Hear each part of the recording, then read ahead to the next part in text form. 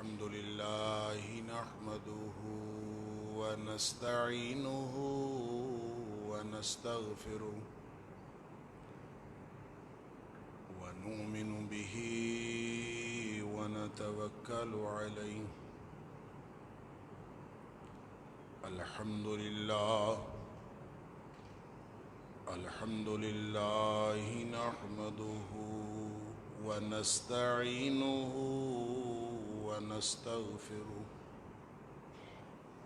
ونؤمن به ونتوكل عليه ونعوذ بالله من شرور أنفسنا ومن سيئات أعمالنا.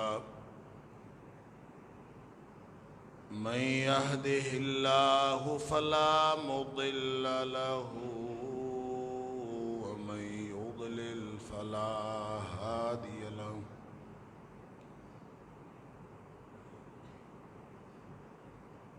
وأشهد أن لا إله إلا الله وحده لا شريك له. وأشهد أن محمدًا عبده ورسوله أرسله بالحق بشيرًا ونذيرًا بين يدي الساعة. فمن يطع الله ورسوله فقد رشد واهتدى ومن يعص الله ورسوله فقد ضل وغوى. فإنه لا يضر إلا نفسه ولا يضر الله شيئا. نسأل الله ربنا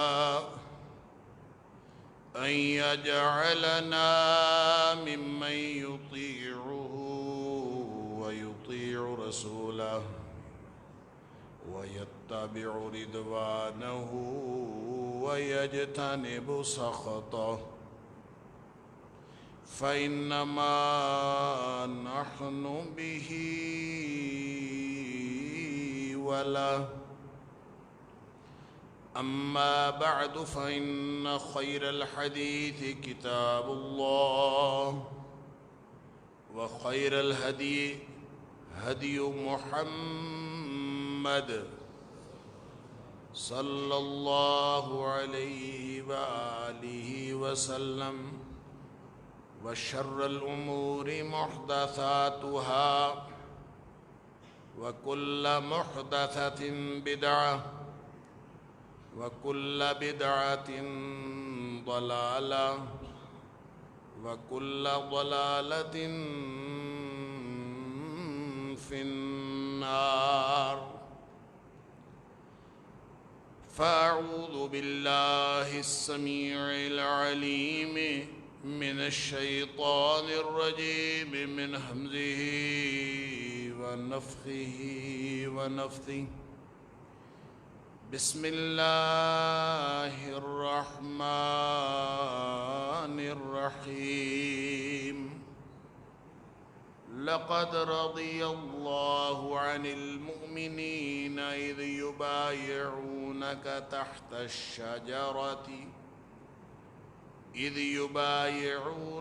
تحت الشجرة فعلم ما في قلوبهم فأنزل السكينة عليهم وأثابهم فتحا قریبا. یقیناً راضی ہو گیا اللہ ان اہل ایمان سے جب وہ درخت کے نیچے اے حبیب صلی اللہ علیہ وسلم آپ کے ہاتھ پر بیعت کر رہے تھے. پس اللہ نے خوب جان لیا کہ ان کے دلوں میں کیا ہے۔ پھر اللہ نے ان کے اوپر سکینت نازل فرما دی اور ان کو بدلے میں قریب کی فتح کی خوشخبری سنا دی۔ صدق اللہ العظیم۔ اللہ کا دین تمام انسانیت کے فائدے کے لیے اللہ کے رسولوں اور نبیوں کے ذریعے سے انسانیت تک پہنچا ہے۔ یہ ذمہ داری کہ اللہ کا دین انسانیت تک پہنچا دیا جائے، یہ نبیوں اور رسولوں کی ذمہ داری ہوتی ہے۔ اور ان میں سے اس سلسلے کی جو آخری کڑی ہے وہ سرور کائنات پیغمبر آخر الزمان محمد الرسول اللہ صلی اللہ علیہ وآلہ وسلم۔ یہاں آ کے سلسلہ نبوت اور رسالت کا مکمل ہو گیا۔ ان کی ذمہ داری اللہ نے قرآن میں بیان فرمائی، یا ایھا الرسول بلغ ما انزل الیک من ربک، اے حبیب صلی اللہ علیہ وسلم آپ کی طرف، آپ کے رب کی طرف سے جو کچھ نازل ہوا ہے وہ آگے پہنچا دیں۔ پہنچایا گیا۔ وَإِن لَّمْ تَفْعَلْ فَمَا بَلَّغْتَ رِسَالَتَهُ، اگر آپ نے یہ کام نہ کیا تو اس کا مطلب ہے آپ نے رسالت کا حق ہی ادا نہیں کیا۔ اصل ذمہ داری تو پہنچانا تھا۔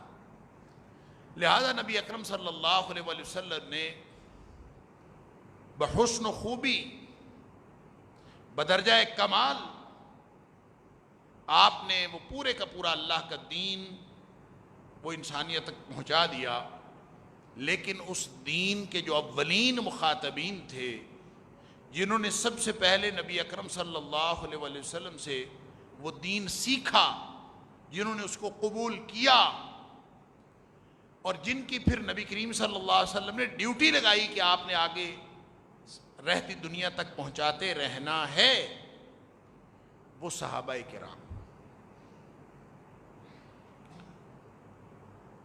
23 سال نبی کریم صلی اللہ علیہ وسلم کو یہ دین سمجھانے میں لگے۔ پھر پہلے اور آخری حج، جس کو حجۃ الوداع کہا جاتا ہے، آخری حج نبی کریم صلی اللہ علیہ وسلم کا، پہلا بھی وہی تھا، آخری بھی وہی تھا۔ اس موقع پر نبی کریم صلی اللہ علیہ وسلم نے گواہی لی، صرف صحابہ سے نہیں، اللہ سے بھی گواہی لی کہ میں نے پہنچا دیا۔ لیکن پہنچایا کن کو؟ صحابہ کرام۔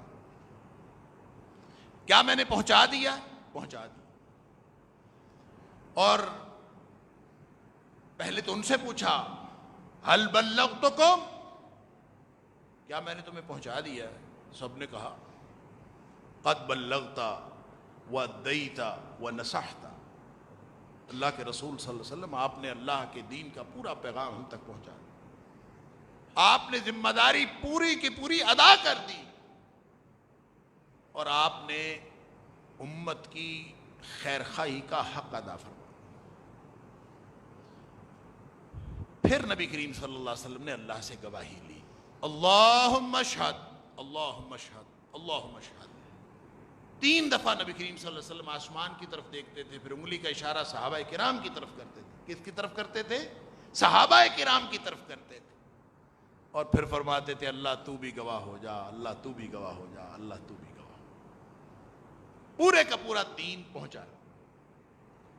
اب نبی کریم صلی اللہ علیہ وسلم کے اس دنیا سے تشریف لے جانے کے بعد پورے کے پورے دین کا جو مدار ہے، پورے کے پورے دین کا جو انحصار ہے، وہ ان لوگوں پر جن کو نبی کریم صلی اللہ علیہ وسلم نے سکھایا، سمجھایا، پھر ان سے گواہی لی، پھر ان سے یہ کہا۔ آپ صلی اللہ علیہ وسلم نے ارشاد فرمایا، پہنچا دیا ہے، فَلْيُبَلِّغِ الشَّاهِدُ الْغَائِبَ، تم میں سے جو موجود ہے وہ قیامت تک ہر اس شخص تک میرا یہ پیغام پہنچا دے جو موجود نہیں۔ گویا نبی کریم صلی اللہ علیہ وسلم اپنا دین، جو اللہ کا دین تھا، جو اپنی ذمہ داری تھی، وہ صحابہ کرام کے ذمہ لگا کے اس دنیا سے تشریف لے گئے۔ اب ہوا یہ ہے کہ اب کی بات نہیں، تب سے لے کر اب تک پچھلی 14 صدیوں میں مختلف دشمنان دین وہ اٹھتے ہیں، دین کے بارے میں شکوک و شبہات پیدا کرنا مقصود ہوتا ہے، لہذا وہ صحابہ کرام کے اوپر تان کرتے ہیں، صحابہ کرام کی ذاتی زندگیوں کو دیکھتے ہیں، ان کی غلطیوں کو کھنگالنے کی کوشش کرتے ہیں، ان کی جو فطری اور طبعی زندگی ہے اس کے اندر جو خطائیں ہیں، جو ان کی زندگی کی لغزشیں ہیں، ان کو ڈھونڈ ڈھونڈ کر لایا جاتا ہے تاکہ دین کو مشکوک کیا جائے۔ آپ کو کسی شخص کی ذاتی زندگی میں، آخر صحابہ کرام انسان تھے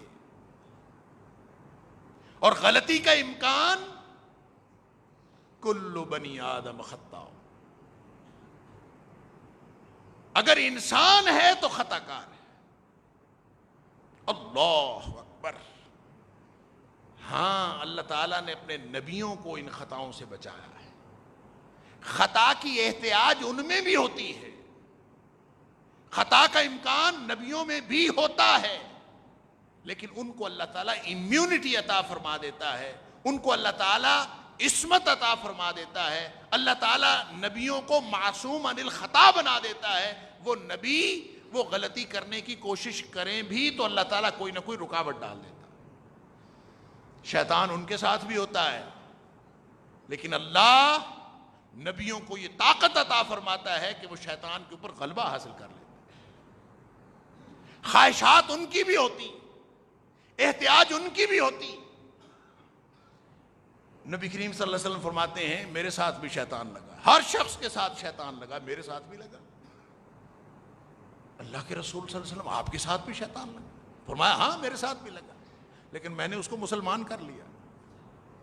لگا ہے، اور خود خواہش، سبحان اللہ، قرآن نے گواہی دی وما ينطق عن الهوى ان هو الا وحی یوحی۔ خواہش نبی کو بھی ہوتی ہے، لیکن وہ اپنی خواہش سے نہیں بولتا، وہ اللہ کے حکم سے بولتا ہے۔ وما ينطق عن الهوى، وہ اپنی خواہش سے نہیں بولتا، ان هو الا وحی یوحی، وحی آتی ہے تو بولتا ہے۔ لہذا یہ نبیوں کو اللہ تعالی ہر طرح کی خطا سے بچا لیتا ہے۔ بعد از نبوت تو بچا ہی لیتا ہے، قبل از نبوت بھی بچا لیتا ہے۔ اپنی پچھلی زندگی میں بھی نبی اکرم صلی اللہ علیہ وآلہ وسلم خود فرماتے ہیں کہ جب میں لڑکپن میں، جب میں بکریاں چرایا کرتا تھا تو میں نے کوشش کی ایک دو دفعہ اپنے ساتھی چرواہے کو اپنی بکریاں دیں، اور میں نے کوشش کی کہ میں شہر میں جا کے گانا سنوں مغنیہ کا، اس کی محفل اٹینڈ کروں، لیکن جب میں بستی میں آیا تو ابھی مجلس محفل شروع ہونے میں کچھ وقت تھا، میں دیوار کے ساتھ یا درخت کے ساتھ ٹیک لگا کے بیٹھ گیا کہ شروع ہوگا تو پھر جاؤں گا، تو اللہ تعالیٰ نے میرے اوپر نیند مسلط فرما دی، اور میری آنکھ اگلے دن صبح کھلی۔ وہ سارا معاملہ ہی خود ارادہ کیا بھی بچپن لڑکپن میں تو اللہ تعالیٰ نے ہر طرح کی لغویات سے بچایا، لیکن جو صحابہ کرام ہیں، جو امتی ہیں، اس سے غلطی کا امکان ہوتا ہے، وہ معصوم عن الخطا نہیں ہوتے۔ حضرت ابوبکر صدیق رضی اللہ تعالیٰ عنہ، حضرت عمر فاروق رضی اللہ تعالیٰ عنہ، حضرت عثمان غنی رضی اللہ تعالیٰ عنہ، حضرت علی مرتضیٰ رضی اللہ تعالیٰ عنہ، اگر پوری زندگی ان سے کوئی بھی غلطی نہ ہوئی ہو، یعنی امر واقعہ یہ ہو کہ ان کی تاریخ کھنگالیں، ایک بھی غلطی نہ ملے کہ انہوں نے زندگی میں کوئی اجتہادی غلطی نہیں، انہوں نے کوئی کسی قسم کی طبعی اور فطری غلطی نہیں، اگر ایک بھی غلطی تاریخ میں نہ ملے تو بھی خطا کا امکان پھر بھی موجود ہے۔ کیوں؟ اس لیے کہ وہ نبی نہیں ہے، وہ امتی ہے، اور امتی سے خطا کا امکان ہوتا ہے۔ اب ظاہر ہے کہ جب نبی اپنے امتیوں کو منتخب کر کے ان کے ذمے دین لگا کے جا رہا ہے، اور یہ دین بڑا کیس سینسٹیو ہے، یہ کمپیوٹر جاننے والے جانتے ہیں کہ کیس سینسٹیو کا کیا مطلب ہوتا ہے، کہ ایسی حساس معلومات جو صرف اس شخص تک پہنچنی چاہیے جس تک پہنچانی مقصود ہے، راستے میں کوئی گڑبڑ نہ کر دے، اینڈ ٹو اینڈ جو اس کو انکرپٹڈ کیا گیا ہو، اس کو محفوظ بنایا گیا ہو، کہ وہ پورا اللہ کا دین محفوظ طریقے سے انسانوں تک پہنچے۔ یہ اس کو محفوظ بنانے کے لیے اللہ نے جب یہ دین دے کے بھیجا نا تو جبریل کو منتخب کیا، جا جبریل تو لے کے جا نبی اکرم صلی اللہ علیہ وسلم۔ اب جبریل کون ہے؟ وہ فرشتوں کا سردار ہے، فرشتوں کا سردار ہے۔ کسی کو فرشتہ کہہ دیں تو یہ بات کافی ہوتی ہے کہ وہ تو فرشتہ ہے، کیا مطلب؟ اس کے اندر خطا کا امکان کوئی نہیں۔ جو فرشتہ ہوتا ہے اس کے اندر خطا کا امکان نہیں ہوتا۔ فرشتوں کو اللہ نے غلطی کرنے کی صلاحیت سے ہی محروم رکھا، نافرمانی کی صلاحیت سے ہی محروم رکھا ہے۔ لا یعصون اللہ ما امرہم، قرآن کہتا ہے کہ ان کو جو اللہ حکم دے دیتا ہے وہ اس کے حکم سے سر منہ انحراف نہیں کر سکتے۔ تو وہ تو تھے ہی فرشتے، لیکن یہ نہیں فرمایا کہ فرشتہ لے کے آیا۔ اللہ نزل بہ الروح الامین، فرمایا امانت دار فرشتہ لے کے آیا۔ اب امانت دار نہ بھی کہا جائے تو فرشتہ لے کے آیا ہے، یہ بات کافی ہے، لیکن اس لیے فرمایا کہ امانت دار لے کے آیا ہے کہ دین کا معاملہ ہے، یہ حساس معاملہ ہے، راستے میں کہیں کوئی گڑبڑ نہیں ہوئی۔ پھر نازل کہاں ہوا؟ نبی اکرم صلی اللہ علیہ وسلم کے قلب اطہر پر نازل ہوا۔ نبی کریم صلی اللہ علیہ وسلم وہ ہیں جو اپنی احتیاج سے بولتے ہی نہیں جب تک اللہ نہ کچھ فرما دے۔ وما ينطق عن الهوى ان هو الا وحی یوحى۔ اور یہ آگے چلتے چلتے اب یہ سلسلہ جب اگلے تیسرے مرحلے پر پہنچا ہے، صحابہ کرام پر پہنچا ہے، تو یہ کیسے ممکن ہے کہ کسی کے دل کا معاملہ، کسی کی نیت کا معاملہ، کسی کی امانت دیانت کا معاملہ، اس کے بارے میں کسی قسم کا شک و شبہ ہو اور پھر بھی دین کا پورا مدار ان کو بنا دیا جائے، پورے کا پورا انحصار ان کے اوپر کر دیا جائے؟ کیسے ممکن؟ لہذا نبی اکرم صلی اللہ علیہ وسلم نے جب دین ان کے سپرد کیا ہے تو جبریل بھی امین ہے، نبی اکرم صلی اللہ علیہ وآلہ وسلم دین اللہ کا ہے، اللہ سے لانے والے جبریل ہیں، جبریل امین ہیں، آگے نبی اکرم صلی اللہ علیہ وآلہ وسلم صادق اور امین ہیں، صادق و مصدوق ہیں، امین ہیں، آپ سے بڑا امانت والا، آپ سے بڑا ایمان والا، آپ سے بڑا صداقت والا دنیا کائنات میں اللہ کے بعد نہیں۔ تو انہوں نے جن کو دین دیا، کیا خیال ہے وہ ایسے پھینک کے چلے جائیں گے؟ لہذا جن ہستیوں کے ذمے لگایا نبی اکرم صلی اللہ علیہ وسلم نے، وہ اس وقت دھرتی کے سب سے زیادہ امانت دار لوگ تھے، ان کے ذمے لگایا۔ فَلْيُبَلِّغِ الشَّاهِدُ الْغَائِبُ۔ لیکن یہاں ہر نیا آدمی اٹھتا ہے اور ایسا فتنہ برپا کرتا ہے، فلاں صحابی ایسا، فلاں صحابی ایسا، فلاں نے فلاں غلطیاں کی، فلاں نے فلاں غلطیاں کی۔ صحابی وہ تو چلے گئے اس دنیا سے، تِلْكَ أُمَّةٌ قَدْ خَلَتْ لَهَا مَا كَسَبَتْ، وہ اس دنیا سے جا چکے ہیں، انہوں نے جو کچھ کیا وہ اپنے ساتھ لے گئے۔ وَلَكُمْ مَا كَسَبْتُمْ، تم اپنے کرتوت دیکھو، تمہارے کرتوت کیا ہیں، تم نے اپنے کرتوتوں کا جواب دینا ہے۔ وَلَا تُسْأَلُونَ عَنْ أَصْحَابِ، تم سے نہیں پوچھا جائے گا، عَمَّا كَانُوا يَعْمَلُونَ، تم سے یہ نہیں پوچھا جائے گا کہ وہ لوگ کیا کرتے رہے، ان کی غلطیاں ہوں، ان کی خطائیں ہوں، ان کی اجتہادی بصیرت کے معاملات ہوں، کوئی بھی معاملہ ہو، آپ سے ان کے بارے میں نہیں پوچھا جائے گا، آپ سے آپ کے اپنے اعمال کے بارے میں پوچھا جائے گا۔ لیکن لوگ اس کو، چونکہ دین کو مشکوک بنانا مقصود ہے، لہذا ہر نیا آدمی اٹھتا ہے تاریخ کے نام پر وہ صحابہ اکرام کی زندگیاں کھنگالنا شروع کر دیں۔ پھر اس میں سے ایسے لوگ بھی ہیں جنہوں نے تاریخ کے بعض واقعات کو اپنا مذہب بنا لیا۔ تاریخ میں واقعات ہوتے رہتے ہیں، لیکن کوئی واقعہ دین یا مذہب نہیں ہوتا۔ دین کیا ہے؟ ان الدین عند اللہ الاسلام، وہ اللہ کا دین ہے جو اللہ نے اپنے نبی کریم صلی اللہ علیہ وسلم کو بھیجا جبریل کے ذریعے سے، اور وہی نبی کریم صلی اللہ علیہ وسلم آگے منتقل فرما گئے صحابہ کرام۔ یہ دین ہے۔ اس کے علاوہ اگر کسی نے کوئی دین بنایا ہے تو اس کو پاپولر بنانے کے لیے، اگر کسی نے کسی واقعے کو دین قرار دیا ہے، اگر کسی نے تاریخ کی کسی شخصیت کو دین قرار دیا ہے، تو اس کو مقبول بنانے کے لیے جو دین کا اصل منبع اور اصل سرچشمہ ہے اس کو مشکوک بنانا ضروری ہے۔ یہ ہے ان کا مطمع نظر۔ اس لیے آپ دیکھتے ہیں کہ آئے روز صحابہ کرام کے بارے میں مختلف باتیں کی جاتی ہیں۔ اللہ اکبر۔ کوئی کسی بات کو بنیاد بناتا ہے، کوئی کسی صحابی کے فضائل کو بنیاد بنا کر دوسرے کی خامیاں تلاش کرنے کی کوشش کرتا ہے۔ بھائی آپ کسی ایک صحابی، یہ جو 4 خلفائے راشدین ہیں نا، آپ ایک ایک کی زندگی کو پڑھنا شروع کریں، ان کے فضائل پڑھنے کی کوشش کریں، ایسے لگے گا کہ صدیق اکبر رضی اللہ تعالیٰ عنہ کے فضائل پڑھتے ہوئے لگے گا کہ ان جیسا کوئی اور صحابی تھا ہی کوئی نہیں۔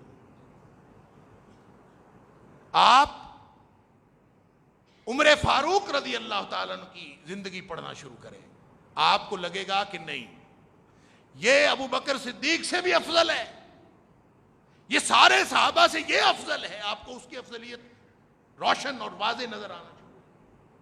آپ عثمان غنی رضی اللہ تعالیٰ عنہ کی سیرت پڑھنا شروع کریں، آپ کو لگے گا کہ جو فضائل اور جو اہمیت اور جو خاص اللہ تعالیٰ نے فضل حضرت عثمان رضی اللہ عنہ کو عطا فرمایا وہ کسی اور کو عطا فرمایا ہی اللہ۔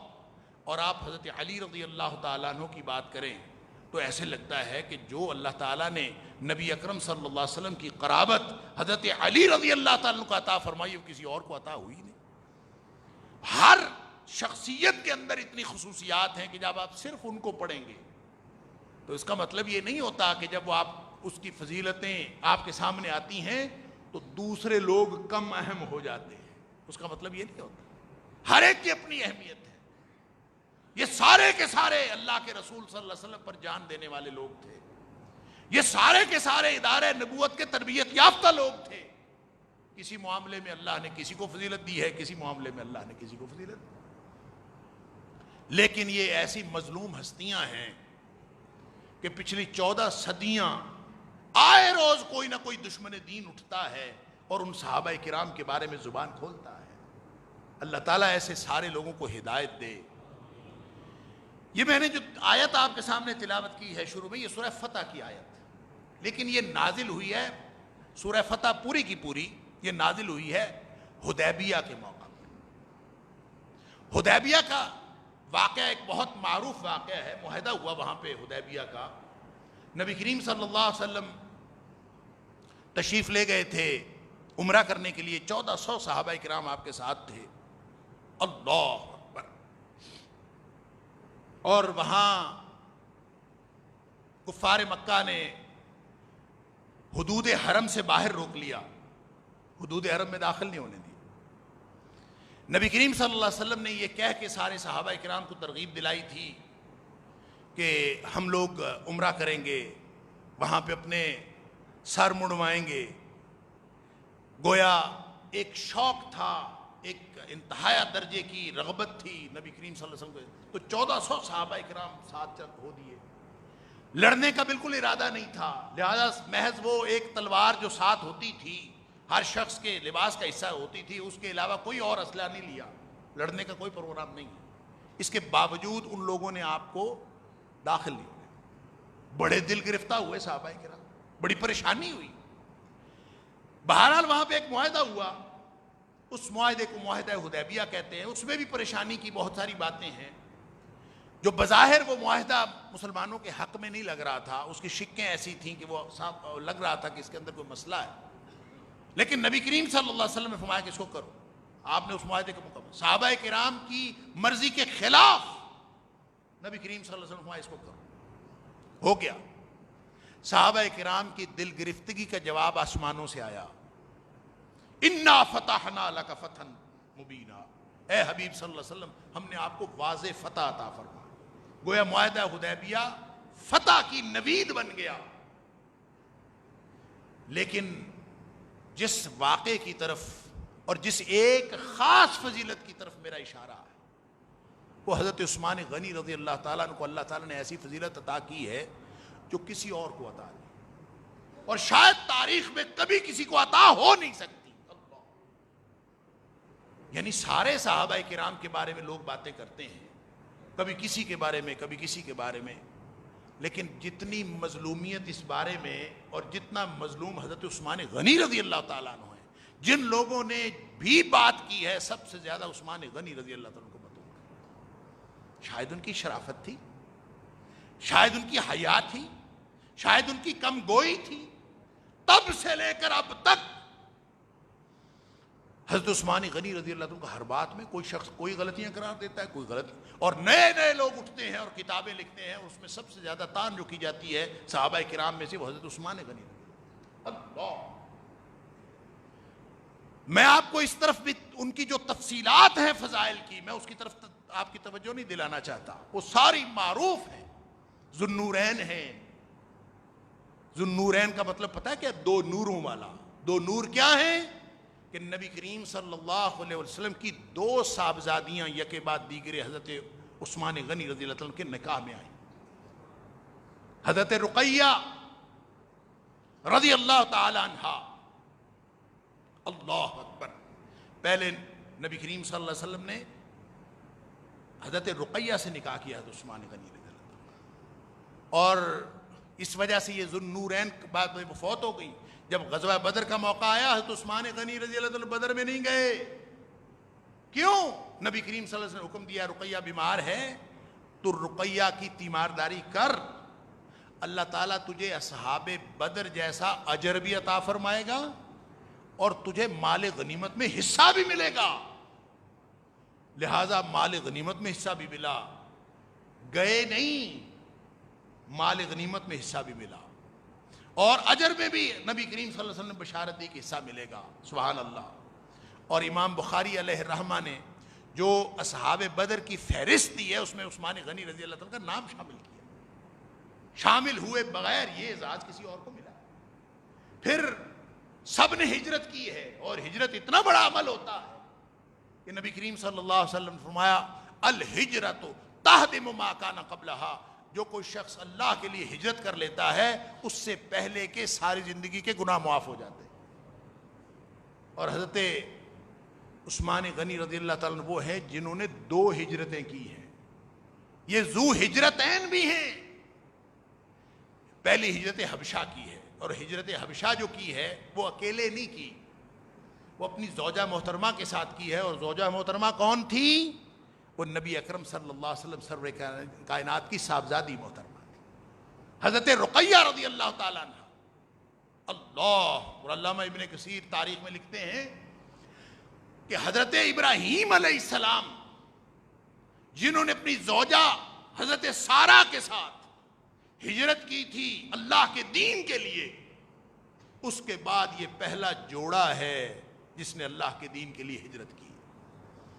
لوگ بڑی بڑی ہجرتیں کرتے ہیں، لیکن یہ جوڑا اپنی بیوی کو لے کر، تو یہ اللہ تعالیٰ نے یہ سعادت بھی حضرت عثمان غنی رضی اللہ تعالیٰ عنہ کو دی۔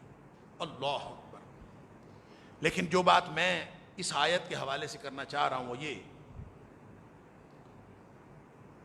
یعنی حضرت عثمان غنی رضی اللہ تعالیٰ عنہ کے فضائل کوئی کم نہیں ہے۔ آپ جس بھی فضیلت کی بات کریں گے وہ بالکل ان سے الگ ملیں گے، وہ کسی اور صحابی کا وہ فضل نہیں ہے۔ اب ایک میں مثال دے کے پھر بات اس طرف لاتا ہوں کہ خود نبی اکرم صلی اللہ علیہ وسلم، ہم جو سنتے ہیں نا اشد حیاء عثمان ابن عفان، نبی پاک صلی اللہ علیہ وسلم کا فرمان ہے کہ ساری امت میں سے سب سے زیادہ با حیا شخص جو ہے وہ عثمان غنی رضی اللہ۔ اللہ، چھوٹا ہی ذات نبی کریم صلی اللہ علیہ وسلم، لیکن جتنا بھی کوئی با حیا ہو وہ نبی کریم صلی اللہ علیہ وسلم جتنا با حیا تو نہیں ہو سکتا نا، نبی کریم صلی اللہ علیہ وسلم کے درجے کو تو نہیں پہنچ سکتا۔ اللہ اکبر۔ کہ بخاری شریف میں اور مسلم شریف میں نبی کریم صلی اللہ علیہ وسلم کے حیا کا تذکرہ ہے۔ صحابی کہتا ہے نبی کریم صلی اللہ علیہ وسلم اتنے با حیا تھے کہ اس قدر کان اشد حیاء من العذراء فی خدرها، اللہ، کبھی کوئی دوشیزہ دیکھی ہے؟ دوشیزہ کہتے ہیں کسی کواری لڑکی کو، اور کواری لڑکی اس نے اپنے اوپر چادر اوڑھی ہوئی ہو، اللہ اکبر، اور اس کے سامنے کوئی غیر مرد آ جائیں تو اس کو کتنی شرم محسوس ہوتی ہے، کتنی حیا محسوس ہوتی ہے۔ صحابی کہتا ہے نبی کریم صلی اللہ علیہ وسلم ایک کواری دوشیزہ جو اپنی چادر میں لپٹی ہوئی ہے اس سے زیادہ باحیا تھے۔ اللہ، خود نبی اکرم صلی اللہ علیہ وسلم باحیا تھے، آپ کی حیا کی کوئی مثال نہیں دی جا سکتی، لیکن نبی کریم صلی اللہ علیہ وسلم بھی حضرت عثمان غنی رضی اللہ عنہ سے حیا کرتے ہیں۔ اللہ اکبر۔ اما عائشہ صدیقہ رضی اللہ تعالیٰ عنہ فرماتی ہیں کہ نبی کریم صلی اللہ علیہ وسلم کے پاس ابو بکر آئے، عمر آئے، نبی کریم صلی اللہ علیہ وسلم نے کوئی کسی قسم کی پریشانی محسوس نہیں کی۔ تھوڑی دیر بعد عثمان آئے تو نبی کریم صلی اللہ علیہ وسلم اپنے آپ کو ٹھیک کر کے بیٹھ گئے، حیران ہوئے، بیٹھ گئے، اپنے کپڑے سمیٹے، ٹھیک ہوئے۔ حضرت عائشہ صدیقہ رضی اللہ تعالیٰ نے پوچھ لیا آپ کو نہ تو کوئی گھبراہٹ ہوئی ابو بکر کے آنے پر، نہ آپ کو کوئی پریشانی ہوئی عمر کے آنے پر، تو اس کے آنے پر کیوں، عثمان کے آنے پر کیوں اس طرح مسئلہ ہوا؟ تو ایک روایت میں تو یہ ہے نا کہ نبی کریم صلی اللہ علیہ وسلم نے فرمایا کہ اگر میں نا ٹھیک ہو کے نہ بیٹھتا نا تو یہ اس قدر باحیا شخص ہے کہ یہ میرے سے بات کیے بغیر واپس چلا جاتا، اس نے میرے سے بات نہیں کرنی تھی، تو میں اس لیے ٹھیک ہو کے بیٹھا کہ تاکہ عثمان مجھ سے بات کر لے، اس نے مجھے اپنی ضرورت ہی نہیں بتانی تھی، یہ واپس چلا جاتا۔ لیکن دوسری روایت میں نبی کریم صلی اللہ علیہ وسلم نے عائشہ صدیقہ رضی اللہ عنہ کے جواب میں فرمایا کہ کیا میں اس سے حیا نہ کروں جس سے فرشتے بھی حیا کرتے ہیں؟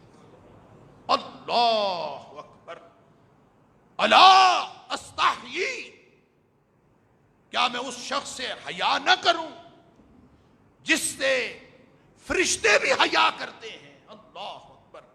تو گویا یہ جو نبی کریم صلی اللہ علیہ وسلم کا جو حیا کا جو لیول ہے، جو سطح ہے، آپ اس کا اندازہ کر لیجئے، اور پھر نبی کریم صلی اللہ علیہ وسلم جس شخص سے، تو اس کا مطلب یہ ہے کہ حضرت عثمان غنی کو اللہ تعالیٰ نے اس سلسلے میں جو اعزاز عطا فرمایا ہے وہ شاید اس دھرتی پر کسی اور کو نہیں ملا۔ اللہ،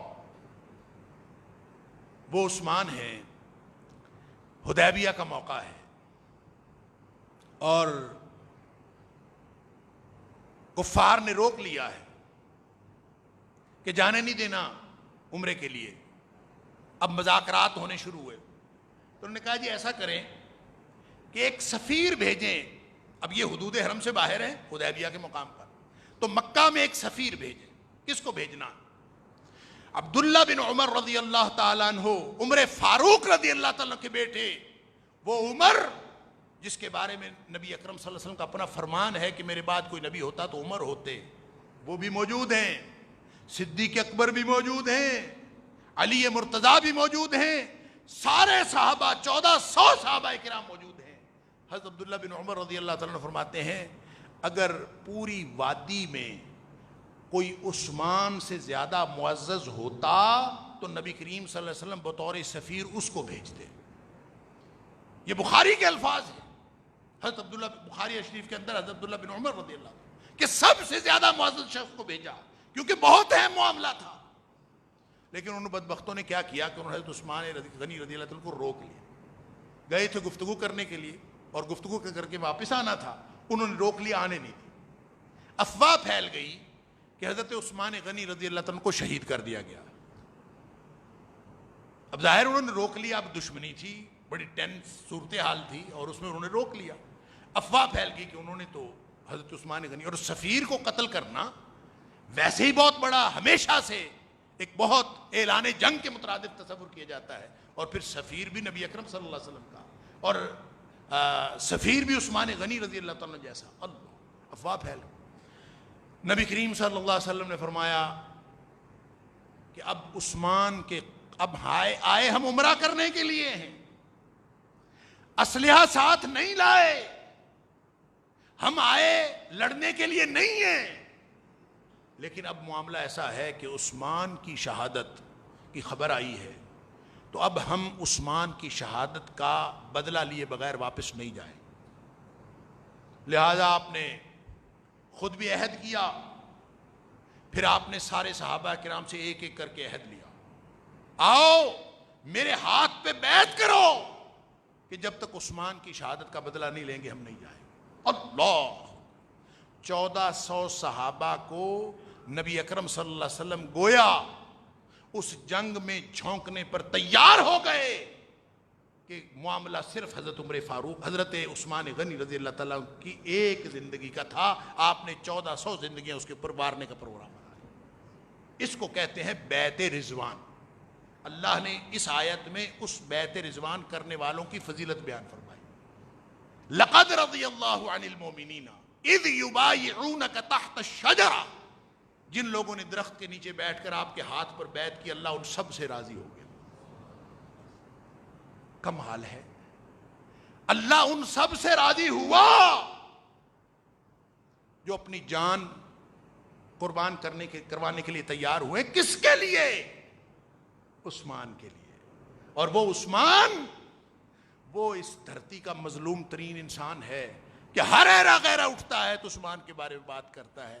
نبی اکرم صلی اللہ علیہ وسلم نے، اب ظاہر ہے کہ نبی پاک صلی اللہ علیہ وسلم تو جانتے تھے اس بیعت کی حیثیت کیا ہے، چاہے عثمان کے لیے کی جا رہی ہے۔ عثمان اللہ کی اس رضا سے زیادہ بڑی رضا کے مرتبے پر فائز ہے، اللہ نے اس کو زیادہ بڑا مرتبہ دیا ہے۔ 1400 صحابہ کرام، لقد رضی اللہ عن المؤمنین اذ یبایعونک تحت الشجرہ، یہ جو سارے لوگوں کے اللہ راضی ہو گیا ہے، نبی کریم صلی اللہ علیہ وسلم جانتے تھے کہ عثمان کو تو زیادہ بڑا مرتبہ ملا ہے کہ ان سب کے لیے جنہوں نے بیعت کی اللہ ان سے راضی ہو گیا ہے، تو عثمان سے راضی ہونے کی کیفیت کیا ہوگی؟ لیکن اس مقام و مرتبے سے اور اس اللہ کی رضامندی سے اور اس فضیلت سے بھی نبی کریم صلی اللہ علیہ وسلم عثمان کو محروم نہیں کرنا چاہتے تھے۔ لہذا جب سب کی بیعت ہو گئی تو نبی کریم صلی اللہ علیہ وسلم نے اپنے ہی ہاتھ پر ہاتھ رکھا، اللہ، اپنا ہاتھ اپنا دوسرا ہاتھ فرمایا، پھر بیعت کے وہی الفاظ دہرائے جو باقی سب کے لیے دہرائے تھے، اور دہرانے کے بعد فرمایا ہذہ لعثمان، یہ میں نے عثمان کی طرف سے بیعت کی ہے تاکہ اس فضیلت کے اندر عثمان بھی شامل ہو۔ دنیا کائنات میں آپ کو کوئی واقعہ نہیں ملے گا، ابو بکر بہت صاحب فضیلت ہے رضی اللہ تعالیٰ عنہ، عمر رضی اللہ تعالیٰ کی بڑی فضیلت ہے، حضرت علی رضی اللہ تعالیٰ کی بھی بڑی فضیلت ہے۔ امینو ہذہ الامہ، اس امت کا امین ابو عبیدہ بن جراح ہے، کسی اور کے بارے میں نہیں فرمایا، لیکن جو فضیلت عثمان کو حاصل ہوئی ہے وہ کسی اور کو، اس کے بارے میں لوگ باتیں کرتے ہیں، جو غلطیاں کھنگال کھنگال کے ادھر سے لا کے اللہ تعالیٰ معاف فرمائے۔ ویسے تو کوئی صحابی بھی، کسی بھی صحابی سے اجتہادی غلطی ہو سکتی ہے، غلطی کا امکان ہے، لیکن اس کا یہ مطلب نہیں ہے کہ اللہ تعالیٰ نے جو ان کو دلوں کو نور ایمان سے منور کیا تھا اس کے اندر کوئی کمی ہے۔ ان کے ایمان کو تو اللہ نے سٹینڈرڈ اور معیار قرار دیا ہے، فَإِنْ آمَنُوا بِمِثْلِ مَا آمَنْتُمْ بِهِ فَقَدِ اهْتَدَوْا۔ اور پھر لوگوں نے کہا کہ نہیں، اوپر سے بیعت کر رہے تھے، دل کا معاملہ تو کچھ اور تھا، نعوذ باللہ من ذالک۔ اللہ تعالیٰ نے ان لوگوں کے منہ میں خاک ڈالنے کے لیے ہمیشہ کے لیے قرآن میں یہ فرما دیا فَعَلِمَ مَا فِي قُلُوبِهِمْ، اللہ جانتا ہے کہ ان کے دلوں میں کیا ہے۔ جو اللہ ان کے دلوں کے حال جانتا ہے تو ان سے راضی ہوا ہے۔ لقد رضی اللہ، اللہ تعالیٰ سب سے راضی ہو جائے۔ اللہ ہم سب کو صحابہ کرام کی اتباع میں اور صحابہ کرام جیسی زندگیاں گزارنے کی توفیق عطا فرمائے۔ وآخر دعوانا الحمدللہ۔